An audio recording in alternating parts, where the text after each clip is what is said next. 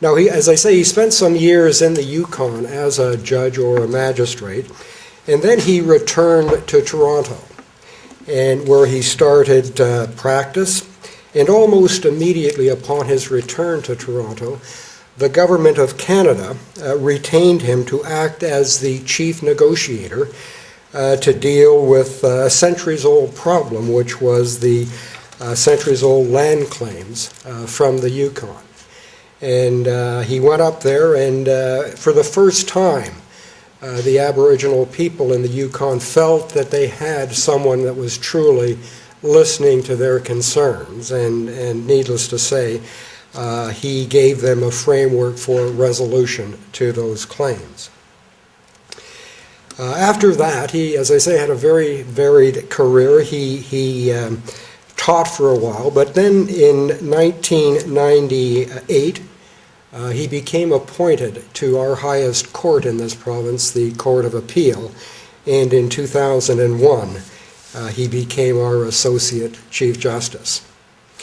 Now, I got to know Justice O'Connor, as Janet mentioned, in respect of two inquiries in which I acted as his commission counsel. And just let me tell you a bit about those inquiries and about the impact that Dennis O'Connor had in Ontario and in Canada. Now, the first was the Walkerton inquiry. And as you know, public inquiries are normally called in the wake of a tragedy when the public has lost confidence in their public institutions and agencies. And Walkerton was such an example where you may recall that because of contaminated water back in May of 2000, 7 people lost their lives, and over 2,300 people became ill in a town of 4,800. And needless to say, at that time, the citizens of Walkerton had lost all faith in their government, from the local government through the provincial government at Queen's Park. And Justice O'Connor's challenge at that time was to try to restore their confidence in their public institutions. And Justice O'Connor did that in many significant ways. For example, before the hearing started, he went up to Walkerton and held private hearings, or in a public hearing, with the local citizens over a period of 3 or 4 days, where he just sat and listened to them, and they talked and talked and talked about how their lives were truly devastated as a result of this tragedy.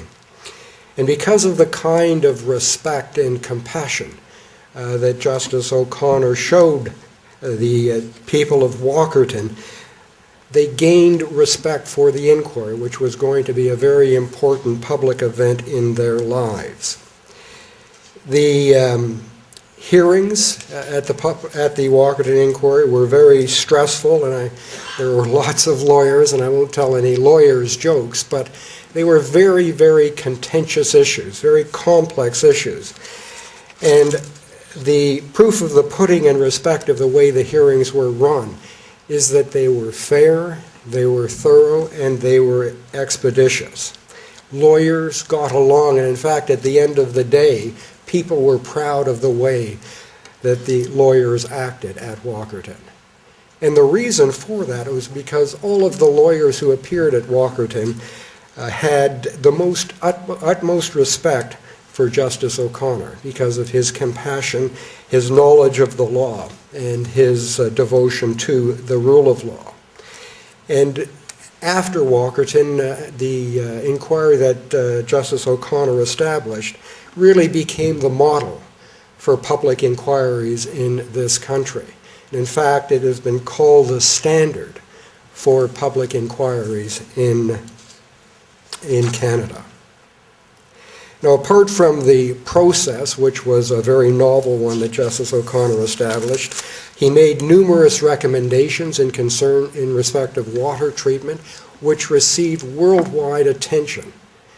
All the way from Australia through Europe, people read the Walkerton report and respected the kind of substance that Justice O'Connor provided in those reports. And indeed, the legacy in this province is the Safe Drinking Water Act, which the government of Ontario enacted shortly after the Walkerton inquiry.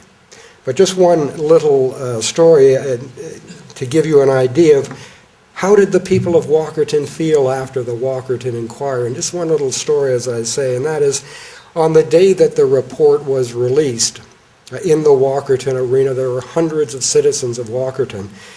And Justice O'Connor read a brief statement, gave the report, and as he left, hundreds of citizens of Walkerton stood up and gave him a standing ovation, with many citizens having tears running down their face.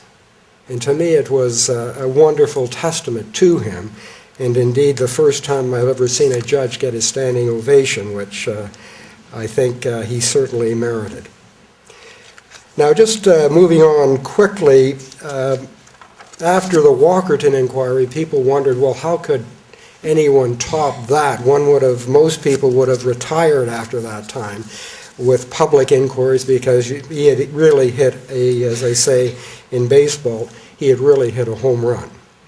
But not Justice O'Connor, because a few years later, the federal government called upon Justice O'Connor in early 2004 and asked him to be the commissioner of the Arar inquiry. And obviously you know who Mayor Arar is, who is a Canadian citizen who, traveling through the United States on the way home to Canada, was detained at Kennedy Airport, then detained in a detention center in Brooklyn for a week or so, and then was rendered to Syria, where he was tortured for almost a year. And when Mr. Arar returned to Canada, the federal government of Canada, appointed the Arar inquiry to look into the conduct of Canadian officials in relation to their treatment of Mr. Arar. Now, the Arar inquiry was probably one of the most difficult legal challenges that I have ever encountered, because the question of the protection of civil liberties without endangering our national security is one of the most vexing and difficult problems that we have today in this era of the so-called war against terror.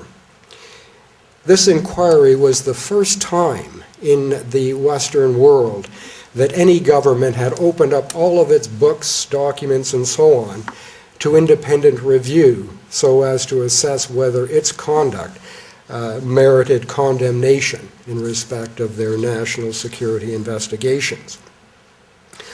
One of the problems which Justice O'Connor faced was the alienation of some of our Canadian Muslim communities who felt targeted by the Canadian police and security intelligence agencies in respect of their national security investigations after 9/11. And as a result of this, many Canadian Muslims had lost confidence in some of our Canadian agencies. Finally, the other important aspect of this was before the inquiry started, there were many misleaks and misinformation circulating about Mr. Arar, most of which was untrue and most of which painted Mr. Arar into a terrorist. And it was with this backdrop in mind that Justice O'Connor conducted the Arar inquiry. In other words, how could Mr. Arar regain confidence in a public inquiry when he was subject to this kind of misinformation and leaks?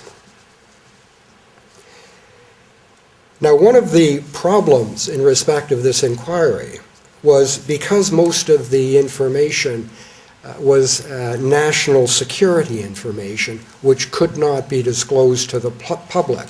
A lot of the hearings had to be held in secret.